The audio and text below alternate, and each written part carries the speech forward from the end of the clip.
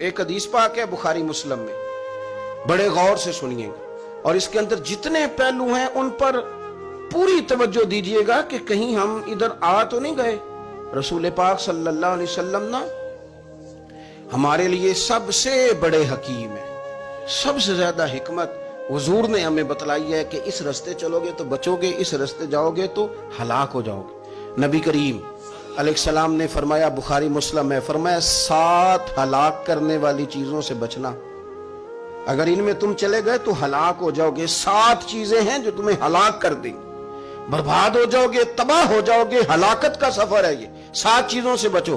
یا رسول اللہ صلی اللہ علیہ وسلم وہ کون کون سی؟ تو حضور نے فرمایا اللہ کے ساتھ شریک نہ کرنا، ہلاک ہو جاؤ گے۔ دوسرا نبی پاک صلی اللہ علیہ وسلم نے فرمایا جادو نہ کرنا، ہلاک ہو جاؤ گے، ہلاک۔ اور یار جسے حضور فرما رہے ہیں ہلاک ہو جائے گا، وہ بچے گا۔ نبی پاک صلی اللہ علیہ وسلم نے تیسرے نمبر پر فرمایا جس شخص کے قتل کرنے کو اللہ نے حرام قرار دیا ہے اسے قتل نہ کرنا، ہلاک ہو جاؤ۔ چوتھے نمبر پر رسول پاک علیہ السلام نے فرمایا سود نہ کبھی بھی کھانا، ہلاک ہو جاؤ گے، ہلاک۔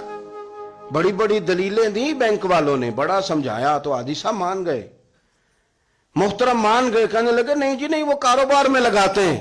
بڑے بھولے بالے ہیں ہم، پتہ سارا ہے۔ اور دیکھو سب کاموں کے باوجود مستقل بینکوں میں پیسے اس اکاؤنٹ میں رکھے ہوئے ہیں جہاں سے مستقل سود آتا ہے۔ حضور نے فرمایا نہ کرنا یہ کام۔ تو کہتا ہے میں سود پہ پیسے لے کے کاروبار چمکاؤں گا، تیرے نبی پاک نے تو فرمایا تو ہلاک ہو جائے گا۔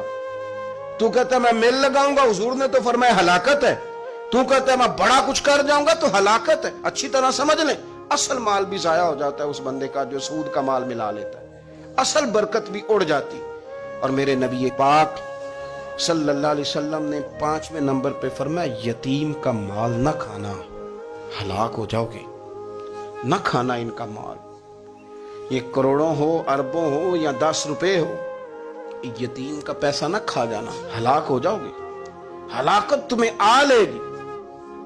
اور پھر 6 نمبر پر نبی پاک علیہ السلام نے فرمایا کفر سے جہاد ہو رہا ہو تو کبھی پیٹ پھیر کے بھاگنا نہ، ہلاک ہو جاؤ گے۔ اور 7ویں نمبر پر اللہ کے رسول نے فرمایا بے قصور اور بے گناہ عورت پر تہمت نہ لگانا، بلا وجہ بہو کے کھاتے نہ کچھ ڈال دینا، بلا وجہ بھابھی اور بیوی اور کسی بھی خاتون پر کوئی الزام بے قصور عورت پر بہتان نہ لگانا۔ مار مار کے ایک شخص نے بحال کر دیا بیوی کو اور بعد میں پتا چلا کہ جی مجھے شک ہے تعویذ کراتی ہے۔ کیا آپ کی سوچ ہے؟ مسلمان اللہ کو ماننے والا اور اس باتوں پر الزام لگائے گا تعویذ کرا کے لاتی؟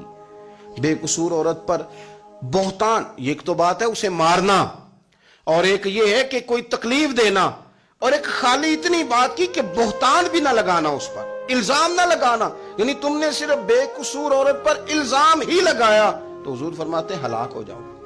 یہ ہلاکت والا کام ہے، لیکن ہم بغیر سوچے سمجھے کہہ دیتے ہیں اس نے کہا ہے، اس نے کیا ہے، یہ کرتی ہے، یہ کام نہیں کریں۔ یہ 7 وہ چیزیں ہیں جو ہلاک